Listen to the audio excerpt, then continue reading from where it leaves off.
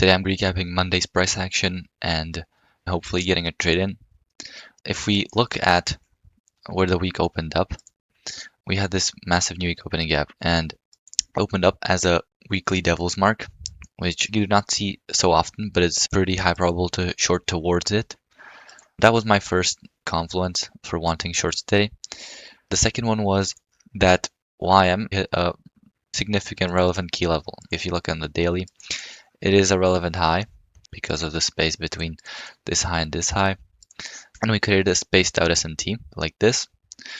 All 3 sessions prior expanded, Asia expanded and London expanded. So you never really see 3 sessions expand in the same direction without putting an intraday low. So for me today was extremely one-sided and I just wanted shorts all day long. But let me tell you guys what my thought process was coming into New York Open. As I saw this, I didn't want to engage with price before New York Open, simply because if we were going to get a reversal here, it'd be pretty low probable. And even if we did, I could just trade the universal sequence, but I didn't end up catching it, even though the sequence was pretty clean. It was a lagging asset S&T break, which was NQ. YM took this high a long time ago, so once NQ traded into it, it could be used as an S&T break for reversal, which is exactly what we ended up getting. And I didn't take this 1 hour fill because I was assuming that coming into open, we would get the strength switch, which when you have this spaced out S&T placed like this, and then you're desynced prior to open, as you can see, NQ, ES, and RTY started trading lower while YM was still continuing higher. I typically expect 930 to resync the market via a decoupling sequence of any sort, basically. But it was like a fair assumption, and I'm not mad that I waited for it because oftentimes we do end up getting it. But at such a spaced out reversal, it can only go one in 2 ways. Essentially, either you strength switch at the reversal. So today that would look something like this, where NQ would pump, create that 2-stage strength switch S&T with YM in order for YM to catch up, which was what I initially wanted, but we did not end up getting that. And the second variant is basically that you let the assets expand and the weakest asset catches up in continuation, so like in a redistribution. I think this is what we're going to get tomorrow on Tuesday. NQ will trade a little higher and give space for YM to catch up because this is a relevant reversal and I want this S&T broken. Even the fact that a clue is that you're leaving failure swings. So tomorrow this will be most likely be the draw. After this expansion, it's actually huge, right? If you look at the daily wick, it's also large. So the day is essentially overextended, especially on YM and stuff. So once we break this current low of day, then I'm expecting a new phase of price during PM. Oh, and looks like we're about to get it. Let me get like right into the trade that I wanted to take and probably will take. This S&T, although not very strong or valid, we do end up getting this 6 hours S&T, which is in the form of a strength switch. So we could at least expect a retracement from here. I want to get onside here, but we didn't get a closure or an S&T sequence or like a strength switch PSP. We didn't end up getting any of that, so I couldn't get onside with the reversal. But now I'm just waiting for the intracandle CSD to print, and I'm expecting 1400 to essentially print a small wick and then just continue expanding because we're coming off this large expansion. The only thing I do not like about this trade is that NQ already tapped this gap, so it's not as clean of a draw, but on ES and YM you didn't, so it's still looking fine, right? You're manipulating inside bar low, so essentially it's something like an AMD reversal. So it does have potential to hit at least to this high or something, but I don't know if we're gonna get it. For this trade, I just waited for a 1 hour closure, with SMT to confirm this SMT, and it was prior to 1400 open. So 1400 open is opening in within 1 hour C2. So there's absolutely no need for us to like resweep it again.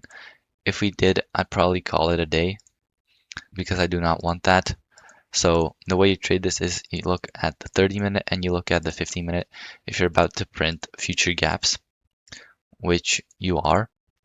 So you have to wait for those to be interacted with in the form of an SMT fill preferably, or a PSP within them, or a two-stage sequence. It really doesn't matter. And yeah, that's what I think we will get. Like I marked it out as I want to see it. And I will take the asset that is strongest in the intracandle CSD phase. So whether you take YM here or NQ, it really doesn't matter. But I will just trade the stronger asset, the one that gives the best V shape. So like something like this. But I would need to see either an SMT fill here, or this 15-minute closing as a PSP, or a two-stage.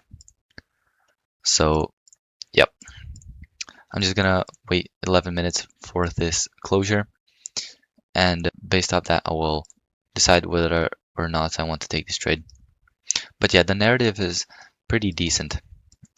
I would like to see PM session just retrace higher for longs. The only thing that's suboptimal is this true PM open that we're leaving. We're opening high, which I'm not that big of a fan of, but when you're trading retracements, it's fine. It's usually when you want to catch reversals that you do not want to see. For example, this just true opens opening low without establishing a high. That's what you do not want to see when trading bearish reversals, for example. But yeah, here it looks like we might get the PSP variant. I think it would be better if we just got this S&T fill, but it looks like we're not going to get it. So yeah, we'll see. And I previously wanted to long NQ more because it is essentially, it was the weakest asset, don't get me wrong, but if it's going to consolidate or retrace, since these two assets are so far like lagging behind, they will most likely switch strength during PM session. So taking NQ here is pretty smart in my opinion. So if I get like a cleaner V shape and better reversal signatures on NQ, I will take it with normal risk probably, like $250 or something. But yeah, we shall see.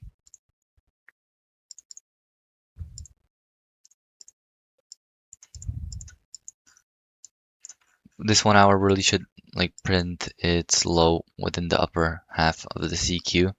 I do not want to see it retrace any deeper than this. Yeah, like this already is sketchy to me. Like we have to reverse right now. Otherwise it's completely invalid. See, because you're at EQ. Or like barely, but still, it's just not that good. It is clean to see that 1400, which opened right here, is opening low. Mark that out. It's opening low, right? It didn't hit anything relevant to the left, and it's looking decent, right? If you look on the 3-minute, the lower timer signatures left the consolidation. You didn't hit anything relevant, so you ideally want to get in before this high gets hit. This is the low-hanging fruit. I'll definitely like break you in here at least, or something like that, something along those lines. I don't know if we're gonna get all the way up here though. It's pretty sketchy, but we'll see. We have to get something very clean for me to take it. So yeah, I'll just skip to the part where the 15-minute candle closes or we get an S&T fill. Alright, so we just got that 15-minute PSP close. Now it's all about getting filled, and there's nothing too great. Like this gap, the 3-minute, which I wanted, is a bit too low, so I'm just, okay, bet we're in. I just set a limit basically at open. I just want it to be in this. Don't want to wait for the gap since it might be too low. And so yeah, this I think is a pretty fine trade. I'm risking around 330 bucks on it. I'm fine if it loses because it's following all the rules. It's pretty nice in my opinion. TP is all the way at this consolidation high. We'll see how we start delivering. Maybe I'll just TP at this internal high. Who knows? And yeah, I'll just let this run. All right, so I did get stopped out there. I think it's fine. It's a fine loss. Took the strongest asset and then it literally just ran on all assets. So it's probably gonna hit. And yeah, I'm pretty pissed about this loss. I want to be completely honest because I knew the setup was good. That was the thing. The setup was actually fire in the context as well. Like damn. Yeah, but the trade was nice because all of the were like followed because you can see here we did not print a 30-minute gap on neither pair. So yeah, taking a 50-minute fill with a PSP here is completely valid. And yeah, there's essentially no reason for price to dig any deeper. So I think my trade was all right, and that's pretty much what I wanted to end on.